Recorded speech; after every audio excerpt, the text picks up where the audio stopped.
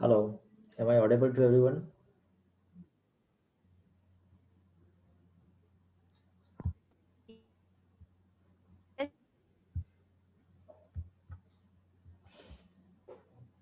Yes, am I audible to everyone? Yes, sir. Yes, Nida, tell me.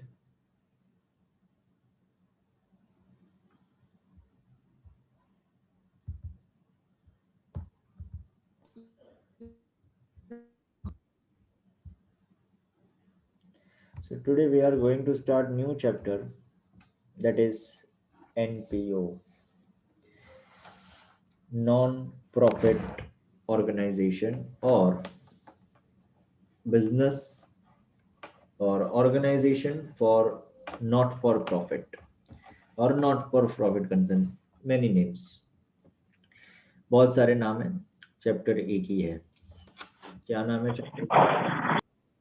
The name of the chapter is non-profit organization.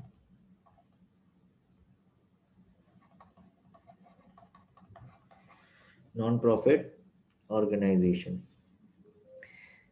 सी, हम लोग को एक organisation पता है, एक बिजनेस पता है जो प्रॉफिट करता है. कोई भी बिजनेस हो, प्रॉफिट तो करता ही है. सी, यहाँ पे ये टॉपिक का जो हम लोग नाम बोलते हैं non profit organisation, ideally this is wrong. Ideally this is wrong. ये चैप्टर का नाम है business for not for profit concern. क्या है बेटा? Business for not for profit concern. इसका मतलब क्या हुआ सर? देखो, तुम कोई भी बिजनेस करो, कोई भी बिजनेस करो, चाहे वो चैरिटी के लिए करो या चाहे तुम पैसा कमाने के लिए करो, प्रॉफिट तो होना चाहिए. देखो, without profit survival is difficult. Without profit survival is difficult. हम लोग बिजनेस करते तो क्यों करते हैं? What is the main M? कोई भी बंदा जब बिजनेस स्टार्ट करता है तो उसका मेन एम क्या होता है? Main aim is to earn profit. This is the main aim. By hook or crook, we have to earn profit. Why? Because profit is necessary for survival of the business. If business organization not able to generate profit, the survival of the business is not possible. So without profit, you cannot survive. If you are making loss, you have to close your business. Okay, there is no chance, no option. And hence the profit required for survival and growth of the business. The the more you earn profit, the more you will expand your business. The more chance to growth and expansion of the business. इसलिए business हमेशा profit कमाने की सोचता है. Profit कमाने से क्या होता है? बिजनेस का वेल्थ बढ़ता है, स्टेटस बढ़ता है, everything will increase by earning the profit. तो बिजनेस ऑर्गेनाइजेशन हमको पता है जो प्रॉफिट कमाता है. See, we are also learning commerce and commerce हमको यही सिखाता है पैसा कैसे कमाना, how to generate money, how to mint money, कैसे पैसा मेंट करें हम लोग, कैसे छापे पैसा. यही कॉमर्स अपने को सिखाता है. करेक्ट. लेकिन एक कॉमर्स के अंदर एक टॉपिक डाल दिया जिसका नाम है एनपीओ. अब ये एनपीओ जो टॉपिक है ना, ये बच्चों को थोड़ा खटकता है because it is not easy. सबसे पहले तो डरा नहीं रहा हूँ, बता रहा हूँ, it is not simple, it is not easy. If you don't do practice, you won't be able to solve the problem of npo. The simple funda of npo is npo is not easy as your final account. It is something different, it is something higher level concept. और NPO समझने के लिए तुम्हारी बुद्धि तुम्हारा साथ देना बहुत जरूरी है. तुमको सोचना पड़ेगा. बराबर. एनपीओ के लिए तुमको क्या करना पड़ेगा? सोचना पड़ेगा. समझ रहा है बेटा? तो NPO is not easy. Number one, NPO easy नहीं है. थोड़ा सा वो डिफिकल्ट टॉपिक है. ठीक है, एक मिनट जरा मुझे देंगे, एक minute.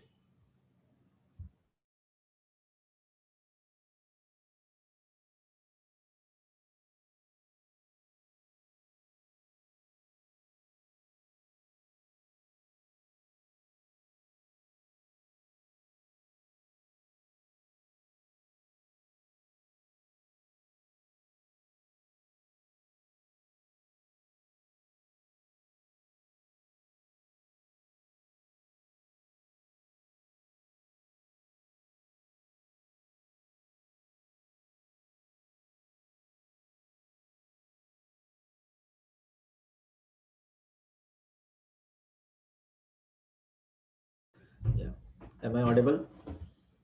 Am I audible to everyone? Okay तो मैं क्या बोल रहा था बेटा कि एनपीओ जो टॉपिक है वो इतना इजी नहीं है, वो थोड़ा सा डिफिकल्ट टॉपिक है। तो प्रैक्टिस बहुत लगेगा इसमें। If you don't do practice you won't be able to solve the problem of NPO. तो प्रैक्टिस करना बहुत इसमें ज़रूरी है। Okay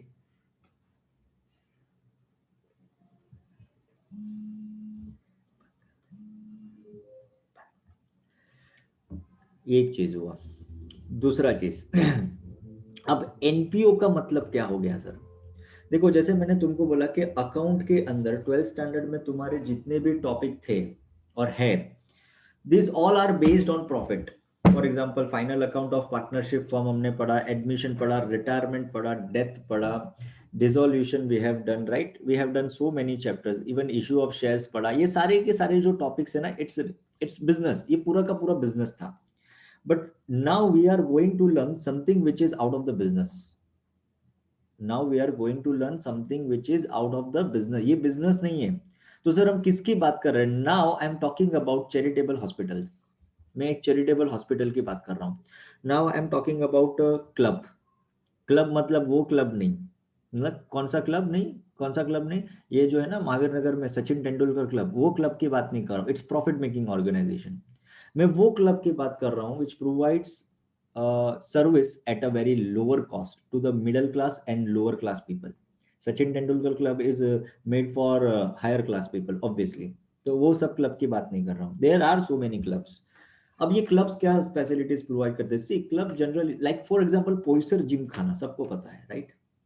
so what is Poisar gymkhana? Poisar gymkhana is non profit organisation. They are running organization which main aim is not to earn profit. See, profit is there, इसलिए मैंने बोला, but my main aim is not to earn profit. मेरा main aim profit कमाना नहीं है। Profit is there, however without profit, as I told you, without profit you can not run your business. तुमको business अगर चलाना है तो profit तो चाहिए ना। प्रॉफिट नहीं होगा तो बिजनेस कैसे चलेगा? लोगों को तुम सैलरी कैसे दोगे? वो सब काम तो करना ही है। इलेक्ट्रिसिटी बिल कैसे भरोगे? मेंटेनेंस कैसे होगा? है ना? तो प्रॉफिट तो है, बट हमारा कंसर्न प्रॉफिट नहीं है। कंसर्न मतलब हमारी चिंता प्रॉफिट की नहीं होनी चाहिए। बिजनेस ऑर्गेनाइजेशन का मेन फोकस क्या होता है? Profit. If they don't earn profit they stop the business. NPO में ऐसा नहीं है। However if they don't earn profit still they will continue their business. वो कंटिन्यू करते रहेंगे, चलाते रहेंगे business. For example hospitals, Kandivali में एक हितवर्धक मंडल करके हॉस्पिटल्स है ना? तो ये सारे जो है हॉस्पिटल्स है। कुछ स्कूल्स ऐसे होते हैं, हाँ स्कूल्स होते हैं, कॉलेजेस होते हैं, हॉस्पिटल्स होते हैं, चैरिटेबल इंस्टीट्यूट्स होते हैं। उसका जो मेन एम होता है ना, वो क्या होता है मालूम है? लोगों की भलाई करना, लोगों की सेवा करना। However, they charge certain fees. Even Hitvardhak Mandal में आप ट्रीटमेंट करवाने जाओगे, obviously they will charge but lesser than market price. बराबर, whatever charging by other private hospitals, they will charge very less. They will charge only 10% of the other hospital compare to other hospitals. तो ये एक फर्क होता है। तो हम लोग वो ऑर्गेनाइजेशन के बारे में बेटा पढ़ रहे हैं जिसका मेन एम प्रॉफिट कमाना नहीं है। Whose main aim is not to earn profit, but what is the main aim? The main aim is to provide service to the people, to uplift the economical weaker section of the society. बराबर, जो गरीब लोग है उसकी मदद करना है। Theory नहीं पढ़ा रहा हूं मैं, इसका अब अकाउंटिंग करना है।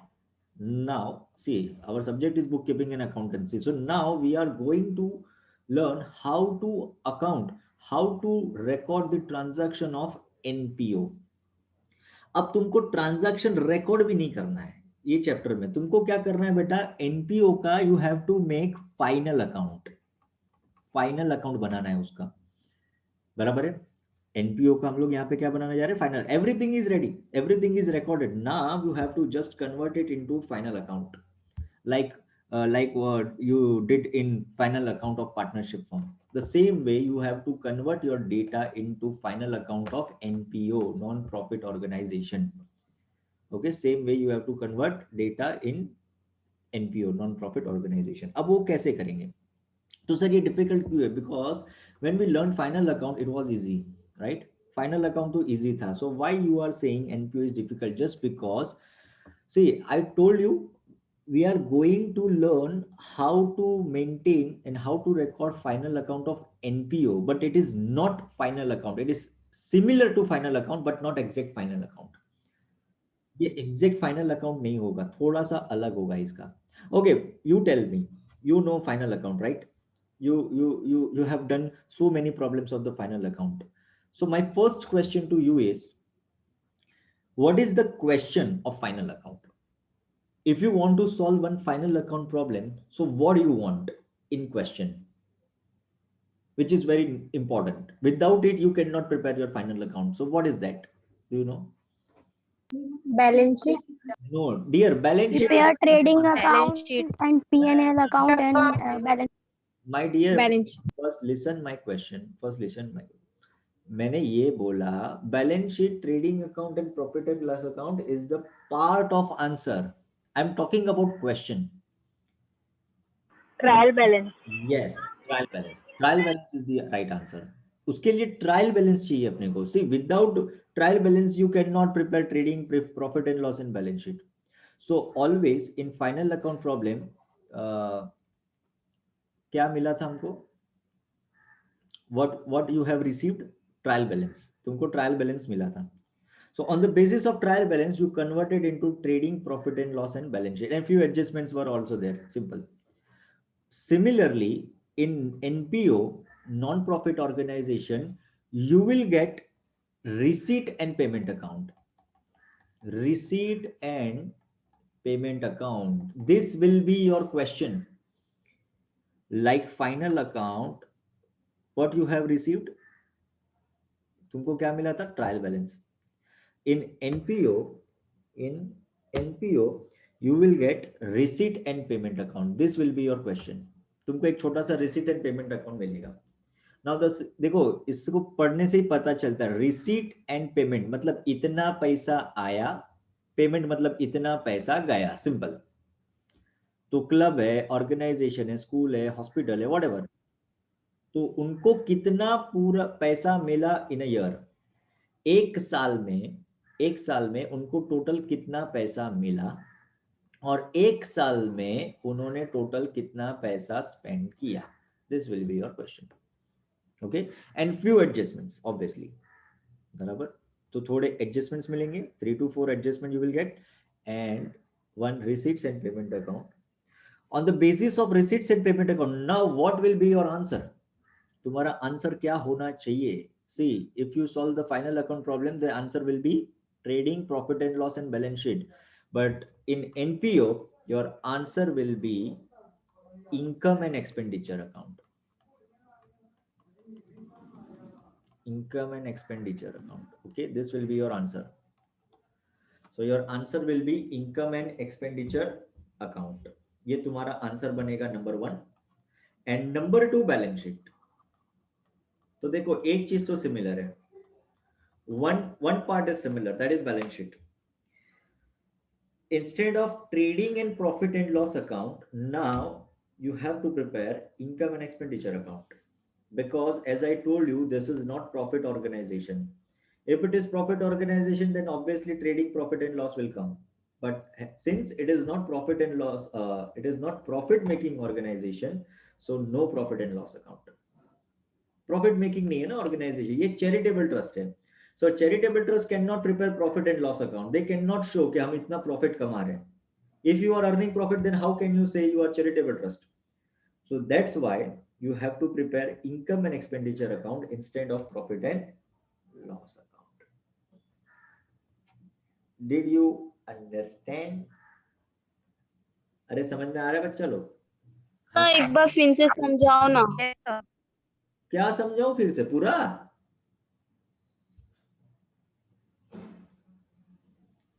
सर मेरे तो नेटवर्क प्रॉब्लम था, इसकी वजह से नहीं हो. जिसका भी नेटवर्क प्रॉब्लम है, रिकॉर्डिंग सुन लेंगे. मैं रिकॉर्ड कर रहा हूँ, my lecture is on record, so recording डालूंगा और सुन लो. It is not possible for me to repeat and revise everything again. ठीक है, तो रिकॉर्डिंग आप प्रेफर करो. लेक्चर के बाद जैसे रिकॉर्डिंग आता है वो आप सुन लो, तो आपको फिर ओके सर, ओके. ठीक है. तो receipts and payment account you will get as a question. few adjustment will there, and तुमको क्या बनाना है, what will be your answer? Your answer will be income and expenditure account and balance sheet. अब मुझे बताओ, देखो ये receipt payment है, ठीक है, ये क्या है, receipt. So what ever amount you have received, it should be transferred to income, and whatever amount you paid, it should be transferred to expenditure. Simple. तो पूरा का पूरा जो रिसीट्स है ना, पूरा का पूरा जो रिसीट्स, वो पूरा का कहां चला जाएगा, it should be in income, and what ever amount you paid it should be transfer in expenditure. वो सब कहां जाना चाहिए, एक्सपेंडिचर होना चाहिए. तो सर बैलेंस शीट में क्या जाएगा, अरे माय डियर, बैलेंस शीट में भी जाएगा, बराबर. क्या जाएगा, रिसीट है ना, रिसीट. तो some part of the receipt will transfer to income and some part of the receipt will transfer to liability. कहां ट्रांसफर करते हैं हम लोग, लाइबिलिटी में. some part of payment you have to transfer to expense and some part of payment you have to transfer to assets. बस इतना ही करना है और कुछ नहीं करना है. देखो मैं फिर से तुमको बताता हूं ये चीज. क्वेश्चन में तुमको क्या मिलेगा, what will be given in the question, what will be given in the question. तो क्या क्वेश्चन में मिलेगा, receipt and payment account. What will be given in the question, receipt and payment account, and second क्या मिलेगा बेटा, adjustments. This will be your question, ये तुम्हारा question होगा. On the basis of this, इसके बेसिस पे तुमको क्या बनाना है, what will be your answer, what will be your answer. Your answer will be first income and expenditure account. Okay, तुमको क्या बनाना है बेटा, इनकम एंड एक्सपेंडिचर अकाउंट बनाना है. This will be your answer. So what will be your answer, income and expenditure account, and second क्या बनाते हैं हम लोग, balance sheet. Yes, the concept of the balance sheet will remain same like final account. whatever you have done in final account, the same thing you have to apply in NPO for balance sheet, assets and liability. okay, ये समझ में आया, इसका screenshot लो फटाफट. Take screenshot of this. Okay, sir. ठीक है. Now अब स्टार्ट करते हैं कि कौन सा चीज कहां जाएगा. See first you understand the posting part, then we will discuss adjustment part. See adjustments are similar to final account. whatever adjustment you have done in final account like depreciation, outstanding salary or outstanding expenses, prepaid expenses, outstanding income, pre-received income, okay, closing stock, whatever adjustments you have done in your final account, the same adjustment you have to done in NPO. so adjustment more or less will be the same. जो भी adjustments होंगे वो सारे के सारे same ही हैं. जो final account में एडजस्टमेंट्स किए थे वही एडजस्टमेंट्स एनपीओ में करने हैं. So adjustment is not the problem is posting. Posting थोड़ा इसका थोड़ा सा डिफिकल्ट होता है, बट अगर तुम ध्यान दो तो वो भी बहुत सिंपल है. ओके, सो एनपीओ देखो पूरा का पूरा जो एनपीओ ना, this question will ask for 12 marks and the 12 marks is divided between 6 and 6, you can say half half में डिवाइड हो जाता है. 6 mark for posting and 6 mark for adjustments. Okay, तो पहले हम लोग ये 6 मार्क को कवर करने की कोशिश करते हैं. How to score 6 out of 12 in posting in NPO. तो एनपीओ में सबसे पहले 6 मार्क की मेहनत करो तुम, कि पोस्टिंग तुम्हारा एकदम करेक्ट होना चाहिए. एडजस्टमेंट तो करेक्ट है ही ना, क्योंकि डेप्रिसिएशन यू नो, एक एडजस्टमेंट तो कंफर्म है डेप्रिसिएशन का विच यू नो ऑलरेडी. एक एडजस्टमेंट कंफर्म है आउटस्टैंडिंग और प्रीपेड का which you know already. Yes, there are few adjustments which you don't no.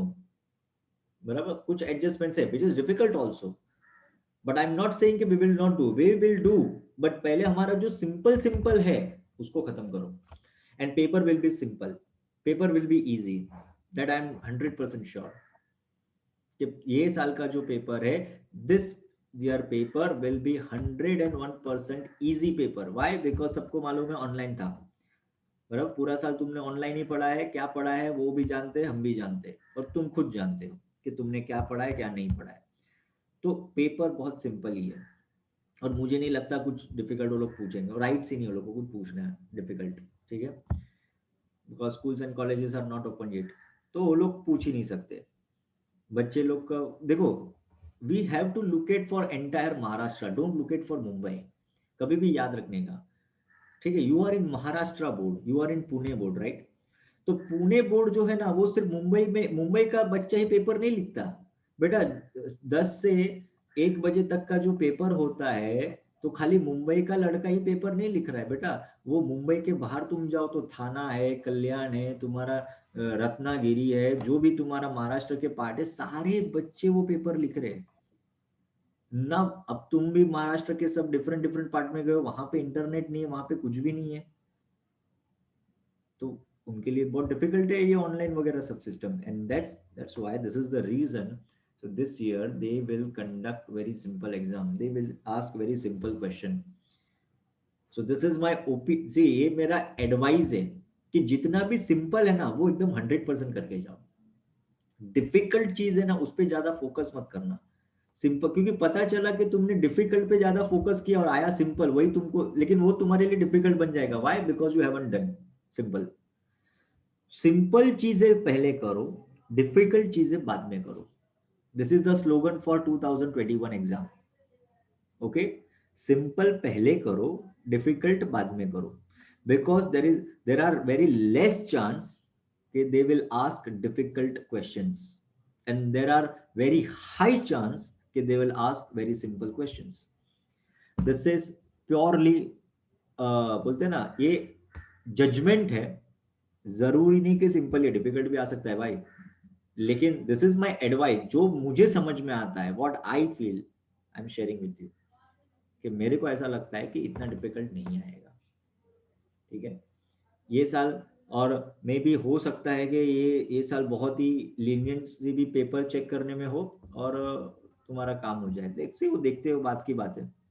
But अभी तो एनपीओ है, एनपीओ में बहुत सारे क्वेश्चंस ऐसे which is very difficult, which is very difficult to solve, तो हम लोग वो जो प्रॉब्लम्स है ना उस पर बाद में फोकस करेंगे, पहले हम लोग जो इजी वाले हैं वो एकदम अच्छे से सॉल्व करना है।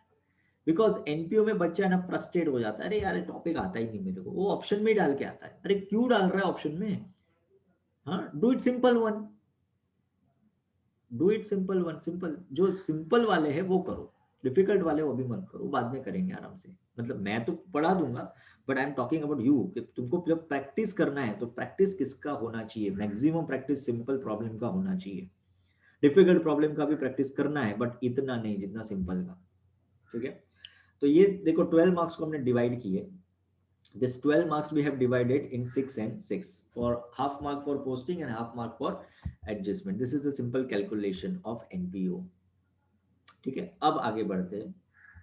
अब जैसे मैंने तुमको बोला कि what will be given in the questions, so what will be given in the questions, so receipt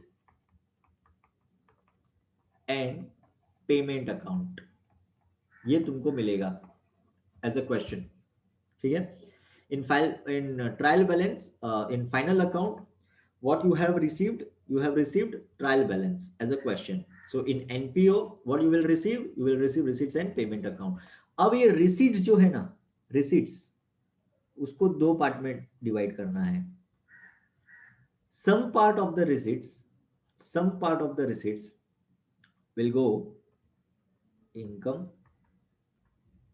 and liability, ऐसा याद रखना है, गलती होने के चांसेस ही नहीं हो जाएंगे।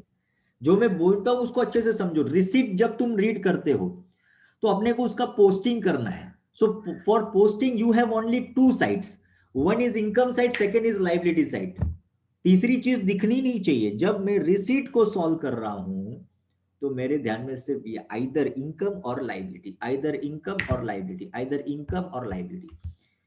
सर एग्जाम्पल से बताओ ना, वो भी बताऊंगा, चिंता मत कर, अभी खाली जो बोल रहा हूँ वो समझ। So receipts part, either it will go in income, either it will go in liability. And for payment, my dear, for payment either it will go in expenses, देखो समझता है ना, पेमेंट है तो एक्सपेंस हुआ, और इधर इट विल गो इन, हाँ पहला एक्सपेंस में जाएगा, और एसेट्स। सर पेमेंट एसेट्स कैसे हो सकता है, बताता हूँ, चिंता मत कर। और रिसीट्स लाइबिलिटी कैसे हो सकता है वो भी बताता हूँ, ठीक है। तो इसका जरा स्क्रीनशॉट ले लो, receipts, income, liability, payment, expense and assets. हो गया सर। हो गया, ओके वेरी गुड। अब तुमको एक काम करना है, now open your text book, open your text book and come to the page number 70, sorry, come to the page number 68.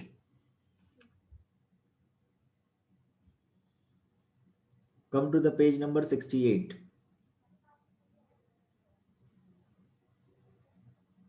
Yes sir.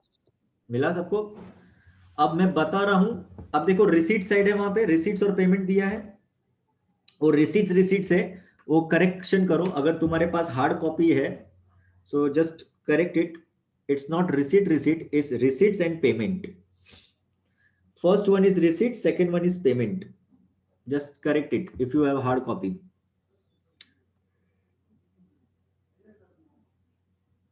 Yes sir किया। Okay, अब रिसीट्स है ना बेटा, receipts, so about receipts just right it down. मुझे बताओ receipts कहां पे जाएगा, हमारे पास दो ही जगह है, इधर इनकम और liability, so just right it down on receipts, income और लाइबिलिटी।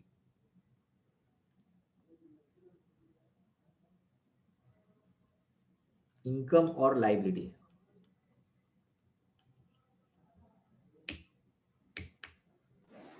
एंड जो पेमेंट है ना वहां पे लिखो एक्सपेंस और एसेट्स।